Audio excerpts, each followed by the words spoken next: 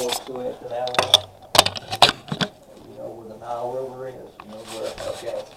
Up in the northern, where the Nile River and Suez Canal there, and then it's that upper Nile, that's where Goshen was. Almost in the delta, the Nile Delta, in the upper part, okay? So when you get there, you'll know about where they are. And I don't have, it said, my sources said, we don't know for sure, but then I found 2 or 3 that put it there, so I'm assuming, and by the biblical language, I'm assuming that's where it is, and so when we get going. Okay, I may refer back there, but let's get started with good. Now I'm using the same material, but a little different to condense it than what you may have. And so, if you'll look, please, the life of Joseph from page 37 in the book. I want to go and read you. There's my Bible right there. You may want to turn with me. This is kind of an overview. It's good. Psalm 105. Psalm 105. And it gives you, the psalmist gives you a sort of an overview. If sometimes you, and I read it because it adds credibility, I guess you might say, to the rest of it. And there was Psalm 105, and starting in verse 16, says this: Moreover, he called for a famine upon the land. He brake the whole staff of bread. He sent a man before them, even Joseph, who was sold for a servant, whose feet they hurt with fetters. He was laid in iron. Now, we never knew that before. Until the time that his word came, the word of the Lord tried him. We'll see that a little bit.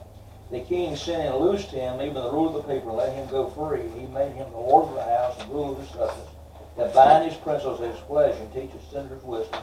Israel also came into Egypt, and Jacob sojourned in the land of Ham. And he increased his people greatly and made them strangers from their enemies. He turned their heart to hate his people, to deal subtly with his servants. Then he sent Moses. And so, I mean, that psalm is a running commentary on a condensed history of what's happened at this point. And that's the point he says about Joseph there. And so I thought I was interested that the psalmist there had that too. So, okay, 137, that's a little bit different. It's probably on yours, and I'll follow mine, and you can fill in if you need to. I don't think you have to fill in. And so Genesis 37 begins Joseph's life at home with Jacob. And the first thing is the favored son. We talked a little bit last week about Isaac's family and maybe a possible family thing you got to watch out for in Jacob and Esau. You remember that mom favored one and dad favored the other one. And so in this one we see a little bit different, but still a family problem. The favored son. Jacob's favorite wife was Rachel. When you say favorite, you remember the story on him. He went and fell in love with Rachel and said, I'll work X number of years, I'll work 7 years for you. And Leah got switched that night, so they worked another 7 years and married her after a week, but kept that promise. But it was Rachel he always counted as his wife. Somewhere in the text, and I all over somewhere that he'll say to his other sons, but Rachel, my wife. Where in reality, he was talking to his other sons, okay? And so, Rachel's wife, Joseph's favorite son, he's 17 years old when we picked the story up. So he's a 17-year-old teenager, all right? And so under that, then we have the dreams of Joseph. Maybe you're familiar, they had 2 dreams. One dream was of the sheaves bowing down to him as a sheaf. He's the younger now, remember that, except Benjamin comes along. And so the dream, well, he only has a dream, but he tells them about it. Okay. Then he has another dream, the sun, moon, and stars would bow down. And so it's an earthly vision and a heavenly vision, you might say. And you can just imagine now, if you had a younger brother and he come and told you, I had a dream. One day you're going to bow down to me. One day, this kind of thing. And so I can understand how the brothers didn't like him too much, can't you? And so we see here that the brothers hated and envied him. And that's found in 37. You should have it in there, 4, 5, 8, and 11 verses there. They hated him because some things are listed because of his father's love. And he had been given a coat of many colors. And that coat of many colors symbolized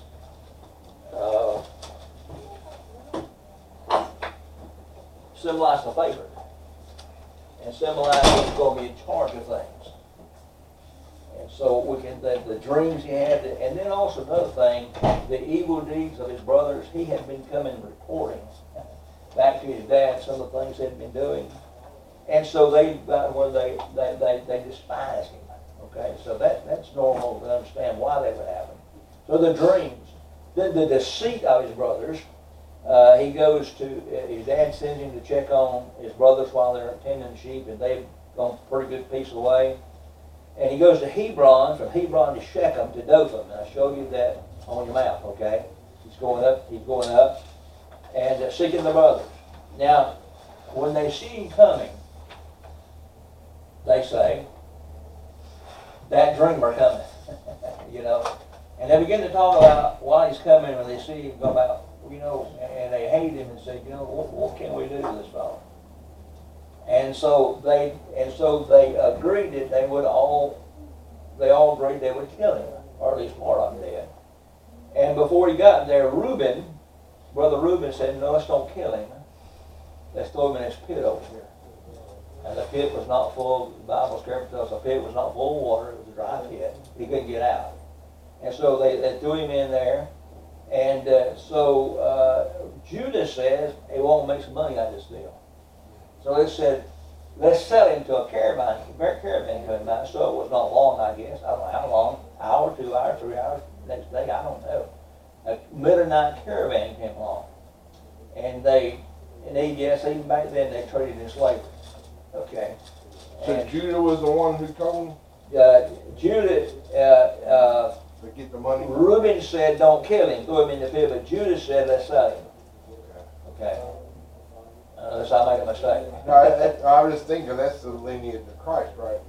It will be, yes. And there you'll get how he came to be because of what happens. But he gets in some other trouble later on too, though. He does, and we're not going to cover that. And they sell him for 20 pieces of silver. That's a common going thing for a prize. He's 17 years old. He's going to grow stronger. He's going to live a long time. And so 20 pieces where you might have got that 10 for. You wouldn't have got nothing for an old guy like me. You know, just kill him. All right, I guess. But you got no need for him. Anyway, they sell him. You know the story about the dream, the deceit. Then the despair of the father. What they do is they take his coat of many colors and they kill the animal. And they put blood all over that coat of many colors and take it back to Dad and say, you know, we don't know what happened to him. But an animal must have killed him, and we found his coat. Okay? And so when he gets down, the coat dipped in blood. Now remember, and this is a note of my own years, not years ago, Jacob stole the blessing the same way. You remember Jacob, the daddy, years ago, he killed an animal and put it there so his daddy could feel that, you know, and so almost the same thing in a way. And so the next 22 years, Jacob believed Joseph is dead. And what has happened to him, he's been sold to one Potiphar, who was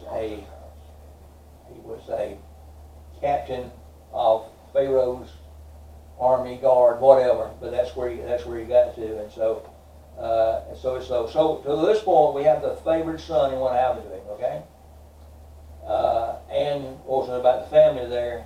No matter who they were, it was not their fault they got born into that family. And so I think Jacob should have been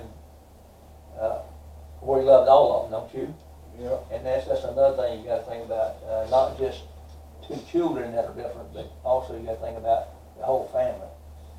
And but then those that were born to the two handmaids, he regarded them as his offspring, but didn't regard them as his sons like he did the others. Okay. And so we get chapter 38, I believe, is where you talked about Judah a minute ago, with that 38 where he had his problem. I'll let you read that because it's a little out of context of what I want to see tonight. But, right. And even though there's some good stuff in there, I believe that's where he had the meeting with the prostitute with Tamar. His And daughter-in-law. Through the daughter-in-law, through the promise of God, though, through her came the lineage of Christ. But through her, yeah. Yeah. So there's a lot of good stuff in there, it's just not. You know, it shows he used everyday people. I mean, really. Well, she had a good reason when you read that chapter. She had a good reason, Yeah. I guess. Okay, the favored No steward. choice. Now we find him, here's a real major thing. We find him now in Potiphar's house. Okay, and this is pretty well, it's not mine, but pretty well through people have studied it and all. And it is true to the Bible that in Potiphar's house, and here's a statement that I don't know, yours not. God had to make Joseph a servant before he could make him a leader. And that's always a fact of life. God never uses many people for leadership unless they first learn how to be a servant. Okay? That's any good anyway. And so you find Matthew 25, 21 in the New Testament talks about a servant, that we must be servants. He's dealing with disciples. And so I want you to know these and get these, that there were 3 disciplines that he put him through. And the first one is the discipline of service. Chapter 39, 1 through 6, and the discipline of service. He became the overseer of the house, of Potiphar's house. And then he learned humility. 1 Peter 5 talks about being humble before the Lord. Now this is just a thing that he learned humility. He exchanged a coat of many colors for servant's clothes. So he'd come from here to here, okay, even though he was managing the house there. But in 39, 2, 21, and 23, the Bible says the Lord was with Joseph. The Lord, those are important verses. The Lord was with Joseph in all these things. And so the discipline of service, he learned how to serve. And we were in a regular setting of a whole semester. We camped there a little bit on that fact I've already explained. It's just, you got to have a servant's heart. Without a servant's heart, God can't trust you in a place of leadership unless you got a servant's heart. And the disciples had to learn that, by the way. So remember that as you go along. Remember that there will be some things come along and you'll learn humility. You got to get pride out. Now there's a fine line between pride and being satisfied with that, if you want to say that. Unless you have some satisfaction in life, you're not doing much either. There's a fine line there. Recognize where that comes from. So this was her. Second is the discipline of self-control. The discipline of self-control. 39, 7 through 18. He resists Potiphar's wife. Potiphar liked the looks of this young man. And she tried to lie with him. And the story there. And so he ran away but lost his coat. So she had the coat to prove what she was going to tell, lie she was going to tell. I got here, he lost his coat, but he kept his character. And so he was a young man that was building character. If he could not control self, he could not control others. Okay? It's interesting in 39 verse 9 that it talks about that he said, this would not only have been a sin against Potiphar, it would have been a sin against God. And that tempers us a lot in self-control when we realize what we're doing not just affects us and others, but also it can be the sin, ultimate sin is against God. And you're dealing with an entity there that you can't do anything with. Beyond, he loves you, but you're not going to put up with him. Discipline of service, discipline of self-control. Also, you should have a package there. Joseph, and there should be a map on the second page, and there will on the third page. The discipline of suffering. 39, 19 to 23. He's put in prison unjustly without a cause. We don't find where he retaliated by word, where he didn't try to talk himself out of it, because Miss Potiphar, was mad and upset and told Mr. Potiphar a lie on him. And so and that day and time, you didn't go to court, you didn't go to prison, you just, whoever the authority was, threw you in prison. And it's the king's prison, not Potiphar's prison, but the king's prison, okay? So we have these 3 disciplines, and we need to understand these. discipline of service, discipline of self-control, and discipline of suffering. Those three were disciplines that he used, that he had to be taught before he could be used in the way God wanted to use him a little later on, okay? All right, so we have the favored son, the favored steward. In chapter 40 is the forgotten servant. He's in Pharaoh's prison. He's soon put in charge of the prison. And two men, Pharaoh's butler and his baker, do something to upset Pharaoh and throws him in prison. I mean, he could have just easily had their head cut off. I mean, he just threw him in prison because they just dissatisfied him. And so we find there that they, after being in prison a while, they both have dreams. And they wonder what in the world those dreams are. And so the dream, and unless I'm looking at them, I don't know about you, unless I'm looking at them, I get the butler and the baker confused sometimes. Okay? The butler is the cupbearer. All the kings had pour some wine and they'd taste the wine before they give it to the king or whatever, but just make sure it wasn't wrong with it, it's like poison it. So he was the cupbearer. And so we find he was the one, and what he had was, he had this vision or had this dream of a vine. It's loud over there. I'm wondering if your thing's going to keep them out. I don't know. Nobody, I didn't know anybody was having class over there. It hadn't been happening. The vine with 3 branches, it budded, it blossomed, and it had grapes on it. And his dream said he took the grapes and he squished them up. You know, they'd been a bat full, he was stomping on them, right? But he squished it and then made the juice and gave it to the king, okay? And so the interpretation of that, Joseph, I can tell you what that means. It's the interpretation of dreams from the Lord. We'll use that again. And so he says what that means here is that he told what it meant, but then he said after 3 days, your position is going to be restored. Or you're going to be the cupbearer again. Okay? And then the next one was a baker, the king's baker, kitchen man. He dreamed there were 3 white baskets on his head, baked goods in there, and the birds came out and ate all of them. Okay. And he said, gave him interpretation. He said, in 3 days, your head comes off. You know, so they were doing, well, it came to pass. It came to pass. And in that, the forgotten servant, 13 years as a prisoner. He's now 30 years old, because he was 17 when he was old. So now he's 30 years old, been in prison 13 years. So I don't know about you, I've never been in prison. I mean, I have, but to see somebody. That's where I can get out, okay. There's nothing like, I've seen in movies, but there's nothing like it when he's jailed like over in Jackson. And you walk in fact, I got in my car, and this loudspeaker from the top of the tower said, sir, you might want to leave everything that's valuable in front of your car. You know. So I walk in, and this proverbial hall, you walk down. Long hall. You don't hear a thing except your footsteps. Get to the end and you turn and go up the steps there, but that's a long walk.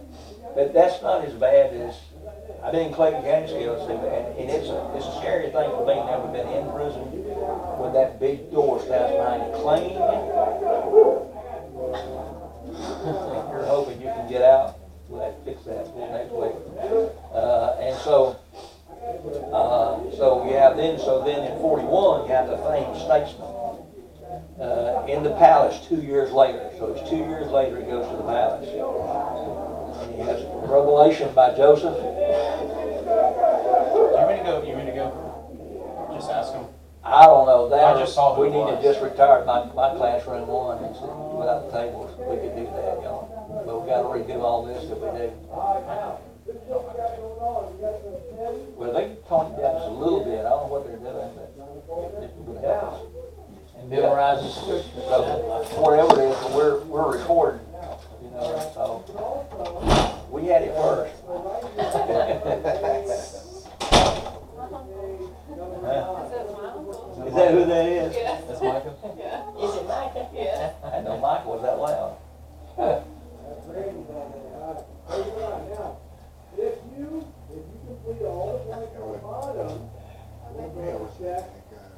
Sound like Micah. No, I think that's Mr. Ford. You think, I asked while we're waiting, you think the reason these two men were in jail because Pharaoh got sick? And, you know, he said, boy, this guy's feeding me or giving me something bad. It could well be, it doesn't say, it just, you know, but the day and the time, the Pharaoh on a whim, he could go out and have a bad day. But it doesn't mention anybody else from Pharaoh's Right. in there.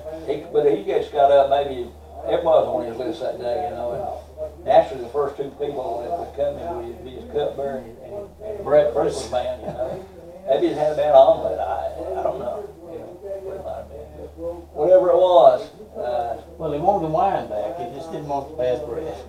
well, I guess so, because he said, off with your head, you know, because I didn't get, you know, maybe it was bad bread, I don't know, maybe it wasn't whole wheat, I don't know. I didn't. Gluten-free.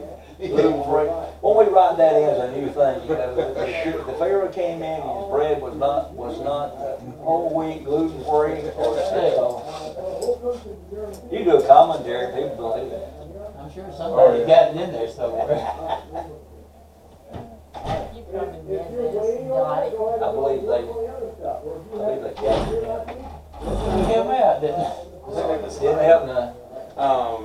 I talked to him and I talked to Brian, so. Okay, thank you, I would have never done that. I was just noticing Bad guy that around here. moving, it said that he told him don't shed his blood because he intended on taking him going back to his father. I thought that was pretty nice of Reuben. Yeah, Reuben just had a Oh, problem, yeah, but Reuben wanted to get him out. I think he So he had wanted to go back and get at the it. moment, he had one ally, didn't he? Okay. So we're down to, all right, the fame station in the palace 2 years later. So, we're getting to where he's now out of prison and something's going to take place now. The revelation by Joseph. Pharaoh had dreams. Now, kine are cows, okay? And so, out of the Nile, now remember, you got to understand what the Nile is. To them, the Nile is a god. Nile was where they most of their food was supplied and one another. They sacrificed the crocodiles. They look at it as a god. Well, It's the the same things as about it, what they did, because they had all kind of gods, you know. But that I always found interesting that wherever it is in the Bible, scatter upon the waters and it'll come back. You know, that's really a Nile thing that they understood in that time. The Nile River, certain times of the year overflows, and when he does, it leaves the silt and everything, and they would use that, the seeding and all, and when it receded, that was the most fertile thing there was around it, so it supplied their foods. They had gods to each one of those. All the plagues that was in Exodus, was each of those plagues, each of those things had a god to the Egyptians. So part of that God was saying, I'm bigger than your God in each one of those, you know, and that was part of it. But yeah, they had so many, and that's one of them. Now, you want to see, so the cows in the corn, not the cows in the corn, the cows in the corn. He had a dream, but had a dream that the kine, that is the cows, came out of the Nile, and they were just, I mean, they were fit for killing. I mean, they were good, fat, and everything, you know. But then behind them came 7 that were skinny and malnourished. And they came out and they eat the good cows up. Okay. Then when he went backslid, he was deserved. When he went backslid, he had the same thing with corn. He saw come out. He saw 7 just corn. Have you ever done any corn? Man, the corn must have had several ears on it and everything, you know, and they would be good for everything. And immediately came out 7 corn stalks that were just nothing. They came out, ate up the good 7, okay? And he couldn't figure out what in the world that was, so he called all of his magicians in, and they couldn't help him any. And so so you see which one that was saved, the butler. He had promised he had promised before that, when he was interpreted in prison by Joseph, he would remember Joseph when he got out in the place, because oftentimes you could find the cupbearer if the Pharaoh or the Lord trusted the king, trusted him. He had times where he could speak with him and this kind of thing, and so he was supposed to talk on Joseph's behalf and get him out of prison because he was there unjustly, but he forgot about him. And so now he remembered, say, Mr. Pharaoh said, there is a guy, a Hebrew guy, in prison. He said, you remember when you threw the baker and the butler in prison? That's what he did. Yeah, he said, you remember when you threw them in there? And he said, they had these dreams, and said, he interpreted them for them and said, it came to pass. He said, remember you restored me and the other one you cut the head off? You know, so, yeah, and so he said, go get him. And so they went and got him. They took time to clean him up, all that kind of stuff, you know, dress him up, clean him up. He brought him before Pharaoh, and he says, I hear you can, that you can tell dreams. And he said, well, that's God interprets dreams. And so he began would have the answer there. And so he revealed what it meant, and what it meant was that there would be 7 years of famine. 7 years of good years. Years where you could supply the storehouses, you were just good years. And then that following them was going to be 7 years of some of the worst famine there was. And there would not be anything in the storehouse. There would not be anything. It just left like it was. And so that was the interpretation there. Now I've got a conflict, not in your notes, it's a conflict here that we saw about the gods, the symbol. The cow was a symbol of one of their gods. And my reference showed it to be Isis. But another one showed it to be Hamor. And but Isis is the god of fertility and productivity. So it makes sense, and Isis, by the way, becomes Diana in Ephesus later in the New Testament. But Isis, I don't want to tell you much about Isis, but they put great stock in Isis. Okay. And so that was the revelation here. And so then the revelation and the elevation of Joseph here, 41, chapter 41:37 and forward. So the Lord, he said, here's what you need to do. And began to tell him, say, you'll take governors and all, and you'll divide this up, and you'll do what you'll begin to stock the storehouse, and you'll do this, and you'll do that. And he said, you can make it. And so Pharaoh said, well, they said, we're going to find somebody like this.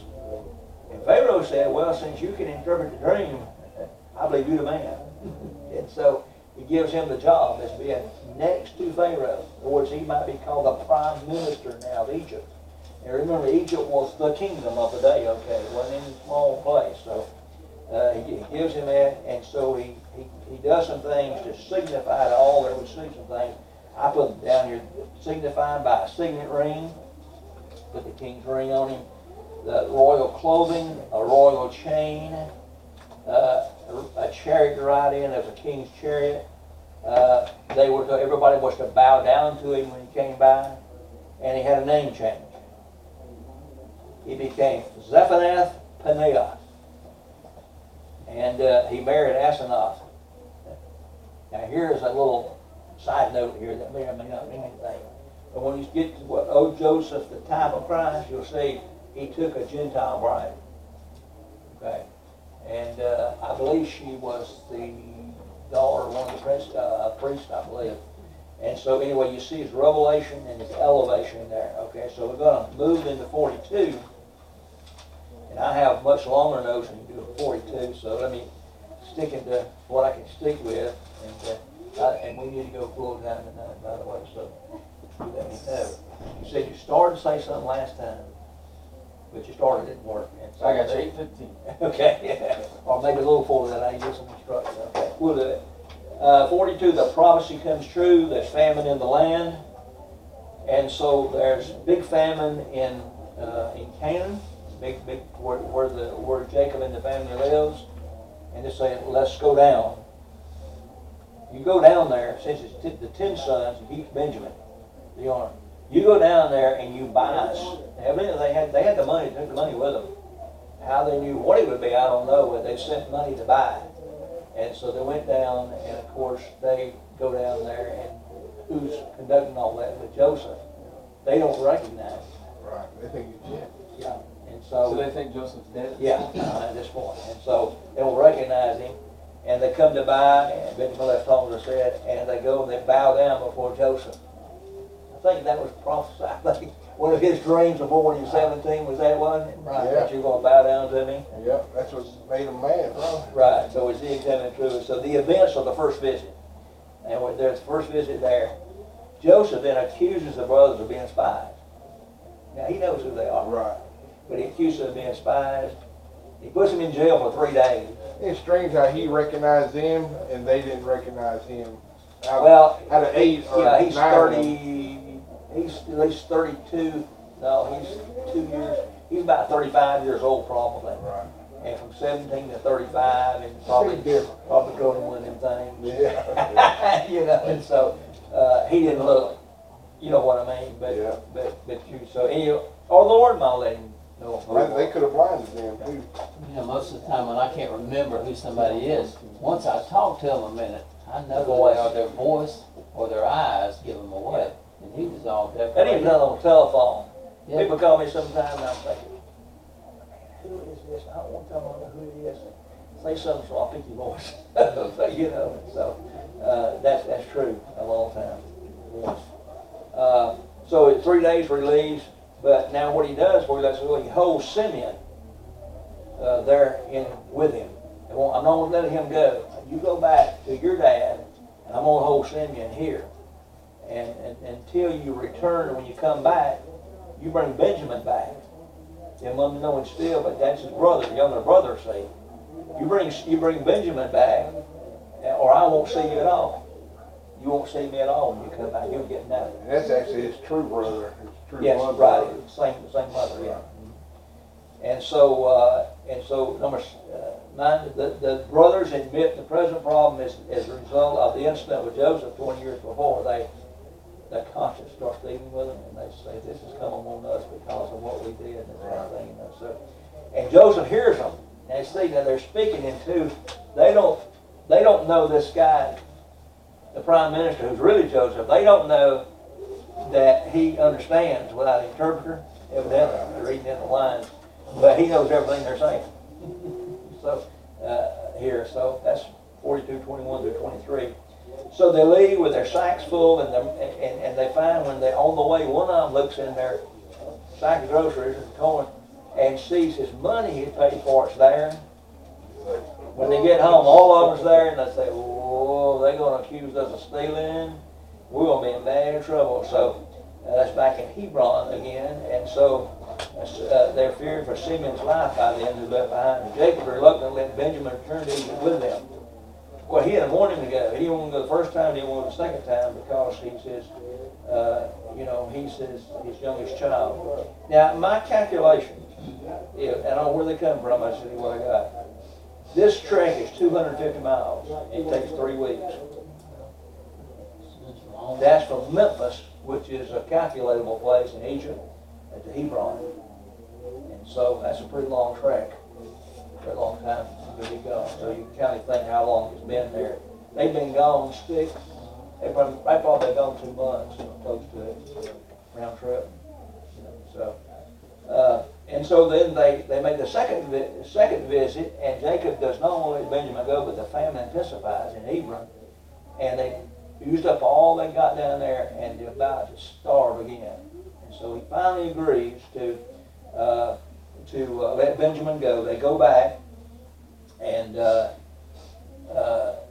when they get back, Joseph takes them to the palace for a feast, and they start talking about not taking the money, and they've got it back. And so all 12 brothers are together the first time in 20 years. And this feast, what happens, and they still don't know, they wonder. He sets them down to the feast, and he puts them in age of order of their age. Because we see here, it's all, Joseph sets them in order of their age. Mr. Benjamin gives him more than he gives the rest of them. How do you how old we are, because some of them weren't that far apart. So he sent them down there. They really wonder now what's going on there. And so, according to custom, Joseph, the Egyptians, the Israelites, sit at their table. Joseph seats them according to age and gives Benjamin 5 times normal portion. They are leaving the next morning. When they leave, Joseph puts money in each bag, but also his private silver cup in Benjamin's sack. So as soon as they leave, get down the road somewhere, he tells the guards, you go down there and you search those bags, and you tell me if I find anything in those that's mine, it's going to be in bad trouble. So they go and they search everything, and when they get to Benjamin, they find Joseph's silver cup in Benjamin's saddle bag, camel bag, okay? And so they think they're in real trouble then. And so chapter 45, then begin with Joseph forgives his brothers. And there's a couple of very important things in here. Joseph, in verse 45, 1 to 3, he reveals his identity, and a tearful reunion takes place. The brothers are urged to bring Jacob to Egypt because another 5 years are left in the famine. So it dates it. They're there 2 years after the famine started there. So it covers the land. Joseph tells brothers that his getting to Egypt was God's plan. 45:5. I'm in Psalms.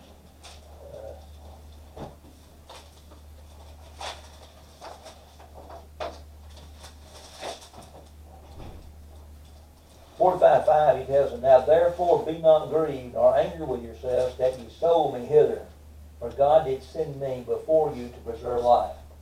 So God's plan, bad things done, when it's all done, Joseph by now, if you think back just a minute where we've been, Joseph has had these years. He's become from a teenager to a man.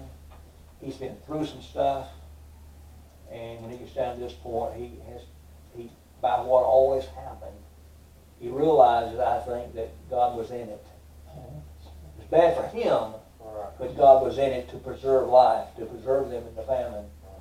And so now here's one of those cases where you have typology in the Bible, but it runs against grain sometimes, because now Egypt is not the world. It is the world, but it is keeping the Christian life. It's keeping.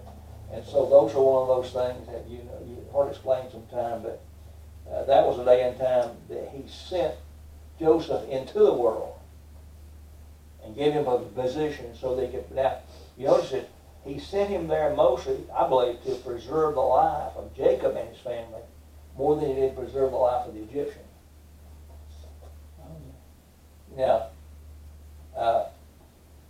there are some things we didn't read in there, but I have a little problem. I mean, not a problem, of course, it's God's word, but Joseph, what he did during those 7 years, he finally owned everything for Pharaoh.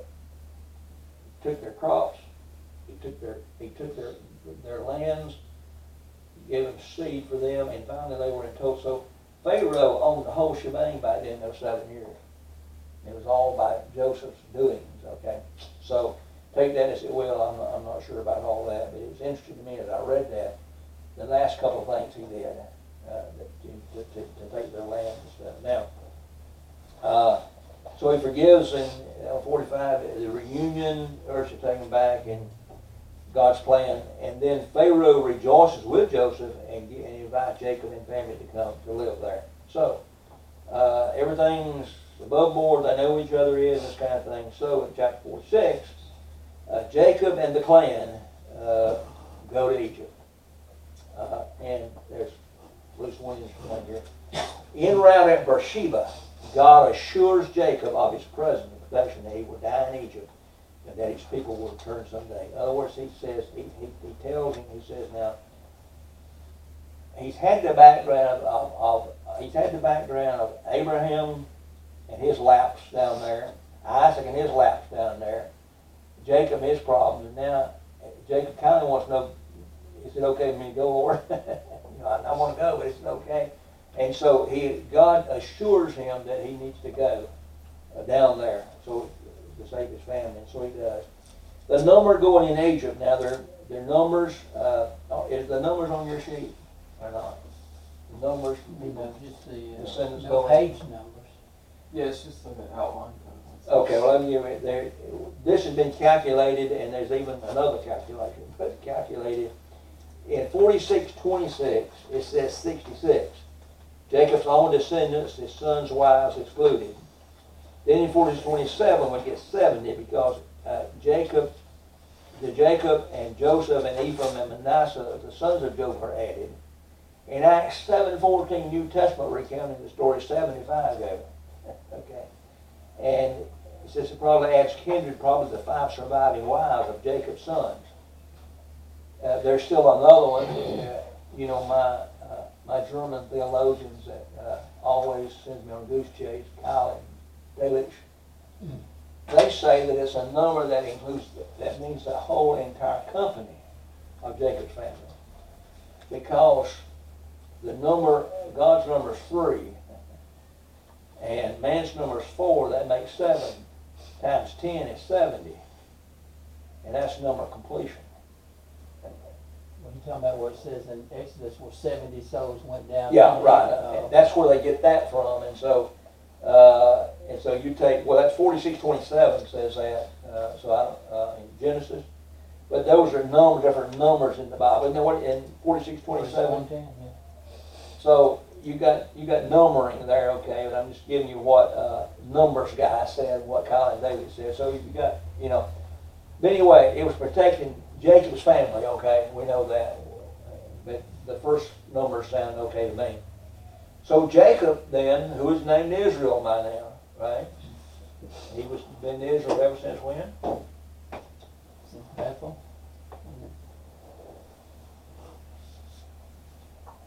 His name was changed. Remember, Abram's name was changed to Abraham, right? To Abraham. Okay. His name changes in here. So when was Jacob's name changed? I read it today and I wish I could tell you. All I can tell you is after you wrestled all night long. That's After you wrestle. What At was the it? brook Jabbok, Peniel. No. Yeah. No, yeah. Yeah. Yeah, Okay. Bethel. And so he's now known. Well, he's Israel in the spiritual name. Now, so now Jacob is 39. Joseph's 39. Jacob is 130. They meet for the first time in 22 years. So that was probably a pretty good reunion, right?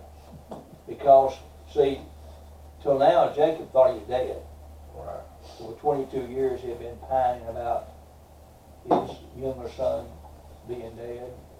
Joseph being dead, and then they kept Benjamin's young one there for a while also. But so Pharaoh, there's a couple of things here. I think this. I'm gonna get ahead of myself here, but Pharaoh gives Jacob choice land in spite of the famine in Egypt.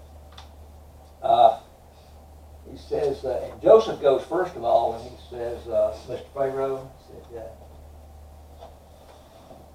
this name, who's coming? You said they could come and everything, so they're coming. He said, they need a place to live, and said they are herdsmen, which the Bible says were abomination in Egypt. So you got a problem. I guess if they worship cow, a herdsman would be abomination. So they said, but Pharaoh, he was so pleased with what Joseph had done and for his family. He said, okay, I tell you what, I'll give you the land of Goshen. Now, where did you want to go? Locate where you need no geography, okay? If you're coming from Canaan and you're coming eastward, and you cross the Nile River Basin, today we might know it as the Suez Canal.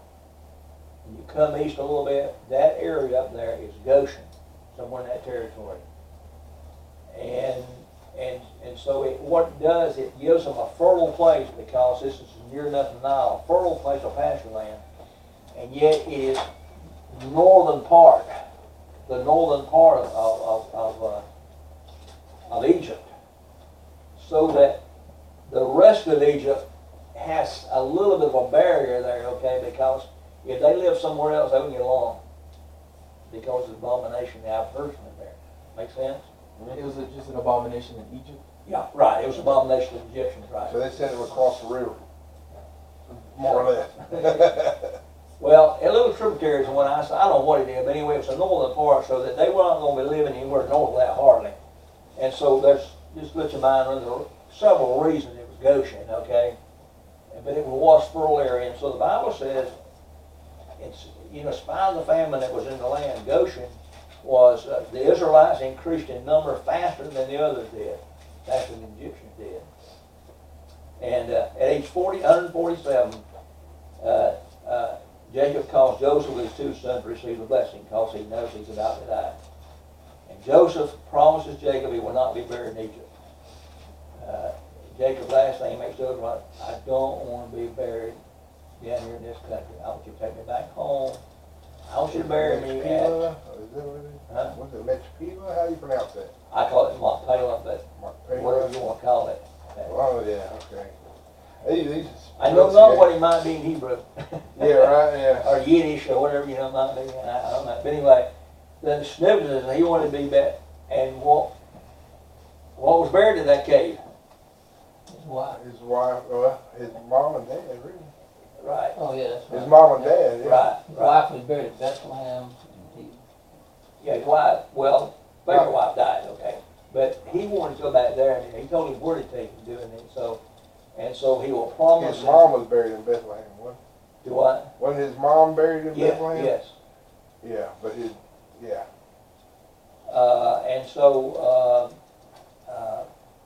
because he wants to, that was, they had to give a blessing for it. That was just part of it, okay. Brought him on up there in Egypt. And so the blessings given by Jacob, we'll go there in a little bit how that happened, but, well, let me see if I got that where I need to have it. You have some more of your notes on my first notes. Okay, this is called the fruitful shade tree. Okay, and that's the blessing. We got it. Okay, we'll back up a little bit there because we're trying to keep it in the context of. Okay, that's beyond that. Skip those shade tree people for just a minute. Look at your backside. You got another sheet there, I think. Yeah, you're part of the page. Okay. Yeah. So right where it begins, out of the number said Jacob requests to be buried in Machpelah and not Egypt. The people mourned for Jacob for 70 days. They had such great respect for Joseph that they mourned for him 7 days. The first case of an elaborate funeral with an embalmed body. Now, the Egyptians were already embalming in those days. They were a high-class society. I mean, they were, they knew how to, you think about building the pyramids they built with manual labor. Oh, you talk about manual labor, man, and the way they built those things. Have you ever seen any of that drawings they think they did and building pyramids? They were an advanced society, is what I'm saying. And they were not a bunch of dummies. There's reasonable thinking that they had a high level of math that they understood because of what they could build, and just a high level society in that day and time. And they'd be conquered later anyway. So you have this, they were already embalming the body, and so here it said, this is a quotation from commentaries that makes it catchy. Jesus begins with the garden and ends with the coffin. Reads off the sin. And that's mankind's way, okay? In that. And so before we go back, maybe catch a little bit of the, I've got one more chart in there that I want you to see.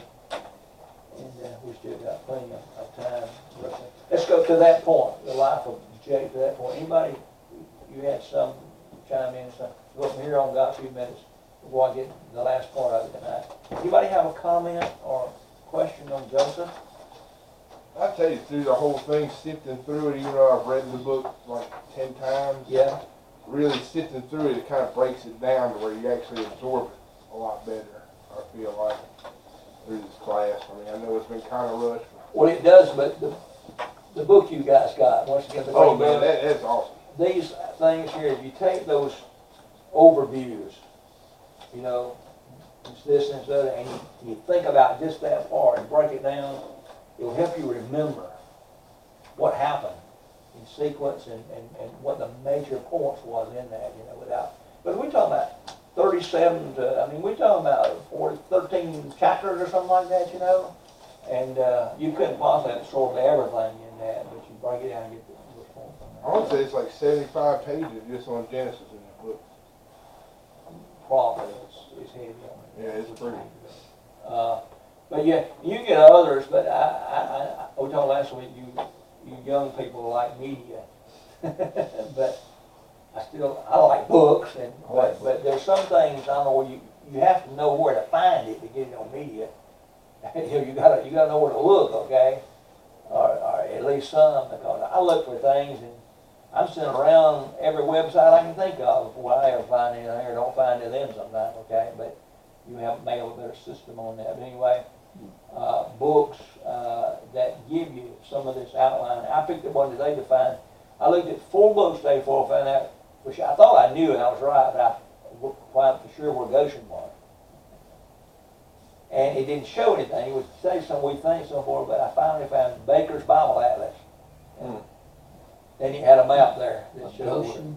Where we just talked about. You didn't go to Goshen and find it there, but it had a lot of stuff on charts and graphs and this kind of thing, you know. And so when I got to that part of the Bible in there, it had a expanded view a little bit and showed Goshen on it. So I just looked in the map in the back of the Bible. Okay, so one in there? Yeah. Okay. But I mean, it just looked like it was in the Nile where the Nile goes out of the I don't like to do things simply, so I want to look at books. Yeah, that's a book. I guess. Okay. All right. Observations, questions, Joe? Bye. Judy, you with us? You know Joseph pretty well now? He would have been a nice young man. Nice looking, they think. Miss Parker thought he was.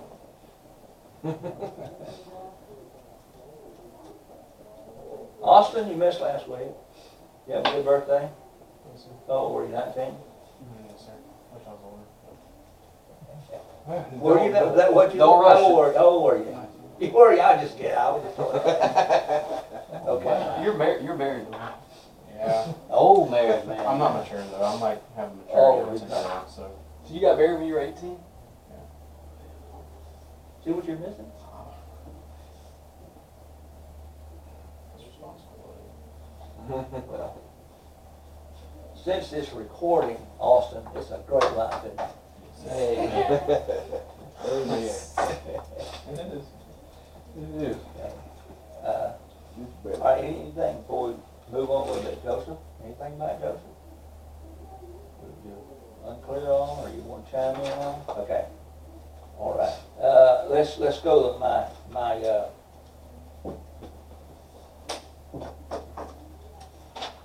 Our green book. you have one? Yeah, we got one. Joseph is the most complete Old Testament character as the time of Christ. Okay? And so we want to look at a few of those when we could, because they'll come back to you. Joseph, you've got the scriptures there, beloved by their fathers, regard themselves as shepherds, sent by their fathers to their brethren, hated by their brethren without a cause. Okay? Go ahead. What does that say next to sent by their fathers to their brethren? Is that John John 17. J. N? Okay, I was just wondering. John 17, 18. John. Johann. I think that's 17. Yeah, I can't tell. I just told. Plotted against by their brethren, severely tempted. Both of them taken to Egypt. Now, you remember when Jesus was taken to Egypt? When he's 2 years old. 2 years old to get rid of kids from getting killed, huh? It's part of the Christmas story that's not a part of the Christmas story. Right. Yeah, yeah. Everybody uses it, and